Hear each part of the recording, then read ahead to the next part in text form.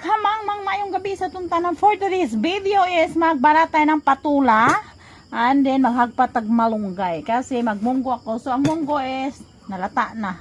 So magluto tayo guys. So magbara tayo ng patula. Oh, ito patula guys, galing to sa puno. Wala pa tong gamot talaga.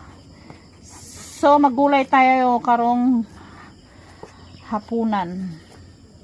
Panihapon na to. Ayan.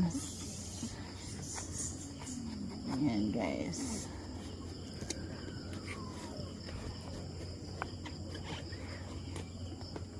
Ayan. So saan sarap nito? Mukhang munggo na may patula.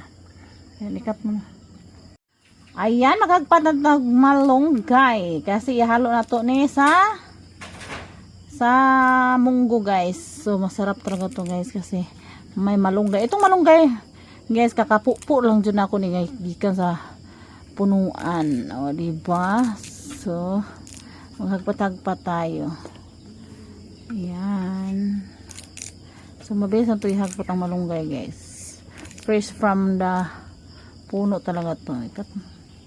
Ayan, mga kamangmang, luto na ang atong munggo. So, yung munggo, guys, gigisa na ako ng sibuyas, kamatis, o bawang. Tapos, kitang mga nanay, kay mariskarte lang kitang nanay. Gisubakan ako nag-isa ka bulad. Hambot ng bulad. Kaya wadyo ko mag-ano karne guys. Kasi kahapon nagkarne ni. Karon gusto ko mo magmukbang o gulay na puro ba. O diba? So, antay lang natin na makulo na at maano tong patula. Ayan, hinulong patula. Ang munggo guys. Uy, naku, sarap-sarap. O, diba?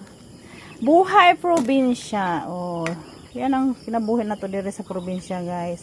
Pero tanawa naman ang mga pagkaon dire, napaka-healthy. Namupo ka lang sa paligid ng patula. Malunggay. Oh, so ilunod na natin yung malunggay, guys. So, mahirap talaga. Tayo lang mag-video-video. Yan, ilunod natin malunggay. Kani malunggaya guys, wa pa jud ni mo agi gamot kay gipupo na ko na dito sa punuan. Diba? Sus, kalami lang. Kalami na lang jud. Diri sa bukid, so din kaya makakauntag healthy pagkain, o diba? Sus, pagkalami so nung nakarelate ani jud. But ako jud guys, favorite jud akong gulay. Ayan, hindi ko masyado sa karne. Gulay jud ko kay anad biya ko gulay kay nagdako biya ko taga bundok, taga bukid o. So luto na yan. So maya ihain na natin yung sa ating mga anak. O dito sa atong pamilya at pakuluan lang natin na saglit.